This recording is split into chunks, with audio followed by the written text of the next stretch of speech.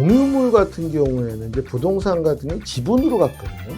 예컨대 어떤 임야라든가 뭐 아파트라든가 이러면 이제 지분이 2분의 1씩, 뭐 3분의 1씩 이렇게 다수의 어떤 공유자가 지분으로 갖는 걸 이제 공유물이라고 합니다.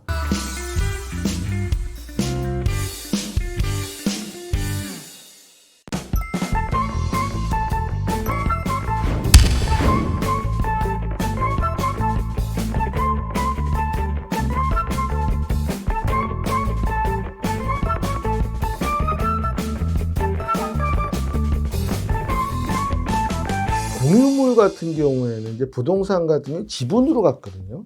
예컨대 어떤 임야라든가 뭐 아파트라든가 이러면 이제 지분이 2분의 1씩, 뭐 3분의 1씩 이렇게 다수의 어떤 공유자가 지분으로 갖는 걸 이제 공유물이라고 합니다. 근데 이제 공유물을 갖게 됐지만 서로 간에 의사가 안 맞아서 아니면 각자의 재산을 각자 관리하기 위해서 처분해야 되는 경우, 뭐 이런 경우가 여러 가지가 있죠. 특히 이제 공유물이 되는 경우 많은 경우가 이제 상속으로 인한, 상속의 경우에 보통의 경우에는 이제 상속재산 분할 협의를 해갖고 건물은 뭐 아들이 갖고 아파트는 딸이 갖고 이렇게 나눕니다. 근데 이제 그게 안 된 경우가 있어요. 그러면 이제 법정 상속 지분대로 가니까 모든 건물이 다 이제 공유물로 되는 거죠. 근데 이제 그 경우에 또 이제 공유자 입장에서는 불리한 게 있어요. 뭐냐? 둘 다 1가구 1주택이 되는 거예요. 각자 아파트 하나씩 갖게 되면 1가구 1주택인데 이거 2분의 1 갖고 여기 2분의 1 가졌다. 그럼 어떻게 되겠어요? 1가구 2주택이 되겠죠. 그렇기 때문에 이제 이런 경우 상당히 불리해집니다. 그래서 공유물을 이제 분할을 하는 경우가 있는데 이제 분할의 방법이 여러 가지가 있어요. 가장 이제 뭐 기본적인 거는 현물 분할. 땅 같은 경우가 많죠. 아파트는 현물 분할할 수가 없죠. 아파트는 자를 수가 없잖아요. 근데 땅 같은 경우에는 이제 분필을 할 수가 있죠.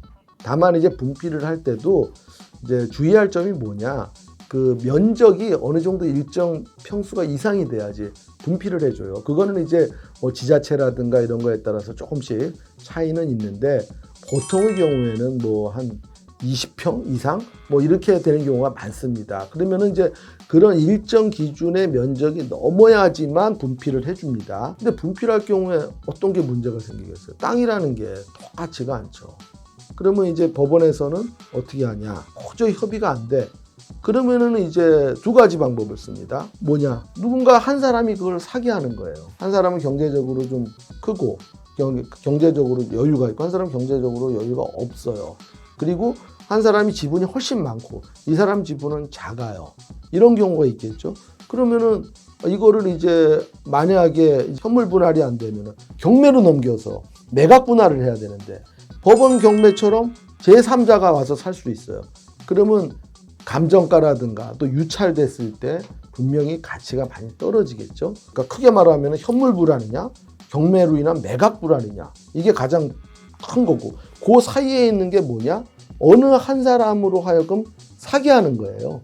이것도 이제 물론 일종의 현물 분할의 일환이라고는 이제 얘기를 하는데 사실상 이거는 가격을 매수해서 지분 매수 분할이 되는 거죠. 정확한 표현을 하면은 이렇게 분할하는 경우가 많습니다. 근데 이제 최근에 어떠한 법원의 추세를 보면은 옛날에는 그냥 법원이 협의 안 되면은 매각해 이렇게 갖고 형식적 경매로 넘기는 경우가 많았지만 요즘은 실질적으로 봐요. 이걸 누가 이 땅을 가져야 되냐.